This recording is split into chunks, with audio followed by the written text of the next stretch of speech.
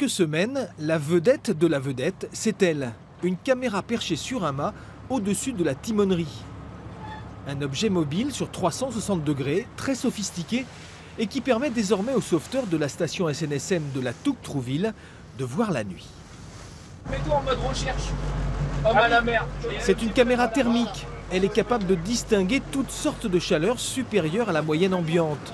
Démonstration avec 2 sauveteurs largués dans un canot pneumatique. Température de l'air, moins 2 degrés. La mer, elle, n'excède pas les 6 degrés.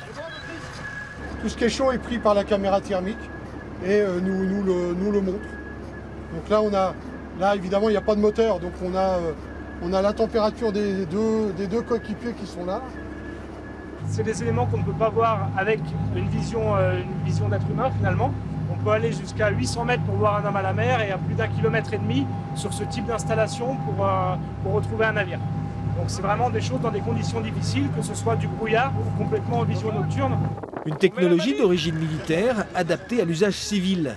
Les sauveteurs trouvillaient réfléchissaient depuis plus de 7 ans à l'acquisition d'un tel outil. Au fil des évolutions, le matériel a progressé et les prix ont chuté. C'est ce qui a poussé la station à sauter le pas, la première en France à s'équiper ainsi. Depuis le début de l'année, le système est enfin opérationnel. Il ne faut pas oublier que nos mers ne sont pas chaudes. Donc un homme à la mer, l'hypothermie arrive très vite. Donc plus nous aurons de moyens d'intervenir pour sauver les gens, et ce n'est pas que les plaisanciers ou les professionnels de la mer, puisque les estivants aussi utilisent nos mers, ils peuvent également se trouver en difficulté. La caméra permettra justement d'intervenir rapidement, surtout la nuit et surtout dans les brouillards. 20 000 €, c'est le prix de ce petit bijou. L'investissement global atteint le double, financé par les donateurs de la SNSM, mais aussi l'État et la commune de Trouville. Un système précieux qui pourrait faire des émules dans d'autres stations de sauvetage.